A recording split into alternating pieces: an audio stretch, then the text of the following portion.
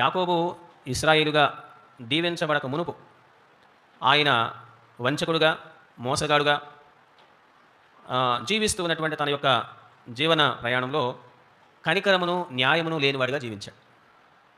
ఏం లేవంట ఆయనకి? కనికరము, జాలి, దయ, కరుణ, కటాక్షము, కృప ఏమీ లేవు. మోసగాడికి ఉంటాయా ఇవన్నీ? కదండి. అంటే స్వభావం అంతా కూడా మోసపూరితమైనటువంటి ఆలోచనలతో నిండిపోయి ఉంటుంది కనుక తన నిర్ణయాలు కూడా అలాగనే కొనసాగుతూ ఉంటాయి. మొదటిగా యాకోబు కనికరము లేనటువంటి వాడు. ఎవ్వరి మీద ఆయనకి ఎటువంటి సింపతి లేదు. ఎవరిని చూసినా, ఈవెన్ వాళ్ళ ఇంటిలో వాళ్ళ అమ్మని చూసినా, వాళ్ళ నాన్న చూసినా, లేదు తన సొంత సహోదరుడైనటువంటి ఏశావును చూసినా కానీ అతనికి కనికరము, జాలి, దయ, కరుణ, కటాక్షాలు లేవు. సింపతి లేనే లేదు. వాస్తవానికి ఎందుకు యాకోబు ఈ కనికరాన్ని చూపించాలి అంటే ఒక సందర్భాన్ని మీకు జ్ఞాపకం చేస్తాను. ఆదికాండము 25వ అధ్యాయము, ఆదికాండము మనము 25వ అధ్యాయము 29 నుంచి 34 వచ్చిన భాగాలలో ఒక సందర్భాన్ని జ్ఞాపకం చేస్తాడు. ఒకసారి చదువుకుందాం. ఒకనాడు యాకోబు కలగూర వంటకము వండుకొనుచుండగా ఏశావు అలసిన వాడై పొలములో నుండి వచ్చి, నేను అలసి ఉన్నాను, ఆ ఎర్రగానున్న దానిలో కొంచెము దయచేసి నాకు పెట్టమని అడిగాను.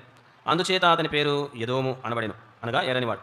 అందుకు యాకోబు, నీ జ్యేష్ఠత్వము నాకిమ్మని అడుగుగా ఏశావు, నేను చావబోచున్నాను కదా, జ్యేష్ఠత్వము నాకెందుకనెను. యాకోబు, నేడు నాతో ప్రమాణము చేయమనెను. అతడు యాకోబుతో ప్రమాణము చేసి అతనికి జ్యేష్ఠత్వమును అమ్మివేయగా యాకోబు ఆహారమును, చిక్కుడుకాయల వంటకమును ఏశావుకి ఇచ్చెను. తిని త్రాగి లేచి వెళ్ళిపోయాడు. ఇట్లు ఏశావు తన జ్యేష్ఠత్వమును ధృవీకరించెను. ఏశావు తన అన్న, తన సొంత కదండి రక్త బంధం. ఒక మాటలో చెప్పాలంటే ఒకే గర్భములో నుంచి జన్మించినటువంటి వాడు, ఒకే తల్లి యొక్క గర్భములో నుంచి ఉద్భవించినటువంటి వాడే యాకోబు.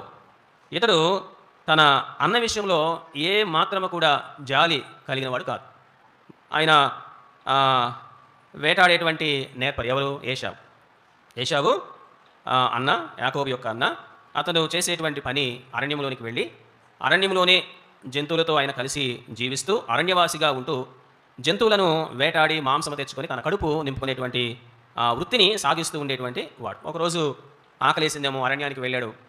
ఆయన కొండలనక, గుట్టలనక, ఎత్తు పల్లాలు చూడక, చెట్లనక, చేమలనక ఒక్కొక్క జంతువు వెంబడి ఆయన వేటాడేటువంటి విషయంలో పరిగెత్తి అలసట లేనటువంటి వాడై అలుపెరగక వాటిని వేటాడేటువంటి విషయంలో తన శక్తినంతా ఉపయోగించి సాగిపోయి ఉండి దొరకక ఏమీ అలసిపోయి ఉన్నాడు. ఆ అలసినటువంటి సమయంలో వంట చేస్తూ ఉన్నటువంటి తన సోదరుడైన యాకోబు దగ్గరికి వచ్చాడు. అంటున్నాడు, కలగూర వంటకము వండుకొనుచు ఉన్నటువంటి ఆ ఏశావు అంటున్నాడు, నేను పొలంలో నుండి అలసిపోయి వచ్చాను, నా ప్రాణము ఆకలిగా ఉంది, అన్నము తింటేనే నా ప్రాణము మరలా తెప్పరిల్లుతుంది, అది మరలా బలాన్ని పొందుకుంటుంది, నా శరీరానికి మరలా శక్తి వస్తుంది.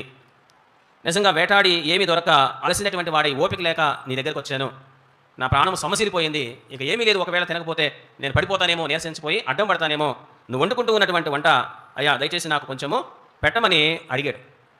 వాస్తవానికి అలసినటువంటి వారు బలహీనులు అవుతారండి. సమూయేలు 2వ గ్రంథము, సమూయేలు రాసినటువంటి 2వ గ్రంథము 17వ అధ్యాయము ఒకవేళ మనము మొదటి వచ్చిన భాగాన్ని చదువుకుంటే, దావీదు అలసట నుండి బలహీనముగా ఉన్నాడు. ఎలా ఉన్నాడట దావీదు?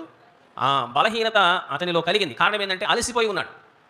అలసిన ఏ మనిషి అయినా శరీర విషయంలో ఆయన బలహీనుడై ఏమీ చేయలేనటువంటి నిస్సహాయక స్థితిలో పడి ఉంటాడు. అట్లనే అలాంటి సొమ్మసిలినటువంటి ప్రాణముతో ఏశావు యాకోబు దగ్గరికి వచ్చి, నువ్వు ఉండేటువంటి వంటలో కొంత దయచేసి నాకు పెట్టయ్యా అని అడిగినప్పుడు ఆలోచన చేస్తూ ఉన్నాడు.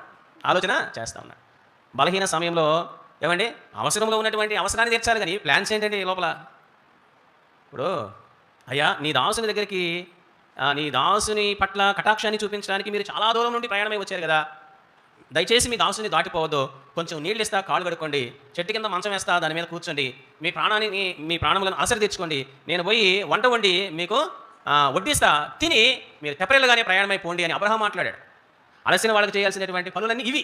ఆకలి తీర్చాలా, వారి అలసట పోవాలి, వారి బలహీనత బలాన్ని తెచ్చుకోవాలి, వారు సాగిపోవాలి. ఇది కదా చేయాల్సింది. ఇది కనికరం కలిగిన వాడు చేస్తాడు. అవునా? కఠినుడు ఎందుకు చేస్తాడు? పైపెచ్చు మోసగాడయ్యే, లోపల రకరకాలైనటువంటి ఆలోచనలు ఉన్నాయి. అందుకే వాళ్ళతో మాట్లాడుతూ ఉన్నాడు కదా. ఏమంటున్నాడు? ఏమండి, నీ జ్యేష్ఠత్వము నేడు నాకిమని అడుగగా, అన్న అడిగింది ఏంది, తమ్ముడు అడిగేదేనండి కదా. కలగూర వంటకాన్ని అడిగితే దానికి బదులుగా సోదరుడు నీ జ్యేష్ఠత్వపు హక్కును నాకి, అందులో ఆశీర్వాదాలు ఉన్నాయి, అందులో రెండంతల ఆశీర్వాదాలు ఉన్నాయి, అందులో నాయకత్వం ఉంది, అందులో తండ్రి తర్వాత తండ్రి అని పిలిపించుకునేటువంటి ఆధిక్యత ఉంది, అది నాకు కావాలా. అరే రే, కొన్ని సందర్భాల్లో మనుషులు ఇలా ఆలోచన చేస్తూ ఉన్నప్పుడు వారి గురించి ఆలోచన చేస్తే అరే వీడు ఇట్లాంటోడా, ఆమె అట్లాంటిదా, నిజంగా ఆలోచనలు ఉన్నాయి వాళ్ళ దగ్గర, ఎలా వచ్చినాయి అబ్బా, అరే సొంతోడు కదా, ఇతని విషయంలో కూడా ఎట్లా ఆలోచన చేయగలిగాడు అని ఆలోచన చేస్తూ ఆశ్చర్యపోతాం మనం. కానీ అప్పుడే ఉన్నాడు. ఇప్పుడు మనం చూడటంలో పెద్ద పొరపాటు ఏం లేదు, అట్లాంటి వాళ్ళు కూడా లేకపోలేదు. నీ జ్యేష్ఠత్వపు హక్కును నాకు ఈ అని అడిగాడు. నిజంగా యాకోబు లోక సంబంధమైనటువంటి ఆలోచన కలిగి లోకానుసారుగా జీవిస్తూ ముందుకు సాగిపోయాడు. యోహాను రాసినటువంటి మొదటి పత్రిక 3వ అధ్యాయము మనం 17 వచ్చిన భాగాన్ని చదువుకుంటే, ఈ లోకపు జీవనోపాధి గలవాడి ఉండి తన సహోదరునికి లేమి కలుగుడ చూచియు అతడి ఎడల ఎంత మాత్రమునో కనికరమునో చూపని వాని యందు దేవుని ప్రేమ ఎలాగో, చెప్పండి, దేవుని ప్రేమ ఎలాగో నిలుచును. యాకోబు లోక సంబంధంగా ఆలోచించాడు. అందుకే జ్యేష్ఠత్వపు హక్కు కావాలని అతడు కోరుకున్నాడు. తన సహోదరుడు అలసిన ప్రాణముతో ఆకలితో వచ్చి అడిగినప్పుడు ఆయన మీద కనికరాన్ని చూపించలా. కనుక వంచికుడై మోసగాడుగా మోసపూరితమైనటువంటి స్వభావాలు కలిగినటువంటి వ్యక్తి దేవుని ప్రేమను సొంత వాడు కాదు కదా, ఎవరికి పంచలేడు, ఎవరికి పంచడు కూడా. దేవుని ప్రేమ యందు నిలిచిన వాడు కాడు. ఎవరు? యాకోబు. అందుకే నిజంగా దేవుని యొక్క ప్రేమ ఆయనలో నిలిచి ఉంటే తప్పకుండా వెళ్ళి కనికరించి తన ఆకలిని తీర్చేవాడు, ఉండేటువంటి వంట తీసుకుని వెళ్ళి పెట్టేవాడు, తన ప్రాణానికి బలాన్ని సమకూర్చేవాడు. అరే నా అన్న అని భావించేవాడు. ఎబ్బే ఏం లేవు క్యారెక్టర్ దగ్గర. ఉన్నారు అట్లాంటి వాళ్ళు. పెళ్లి కాకముందు ఉండవులే కానీ అన్నదమ్ముల మధ్య అక్కచెల్లెల మధ్య ఓ మంచి అటాచ్మెంట్, కాలు మీద కాలు వేసుకుని మరి ఒకే మనసులో పడుకుంటారు. పెళ్ళైన తర్వాత మెల్లిగా దూరం అయిపోతారు కదా. అరే మా అన్నేనా ఇట్లా, మా అక్కేనా, అరే ఇట్లా ఆశ్చర్యపోతాం. అవును వాళ్ళే, అలాంటి వారు కూడా ఉంటారు అనేదానికి ఉదాహరణ ఈయనే.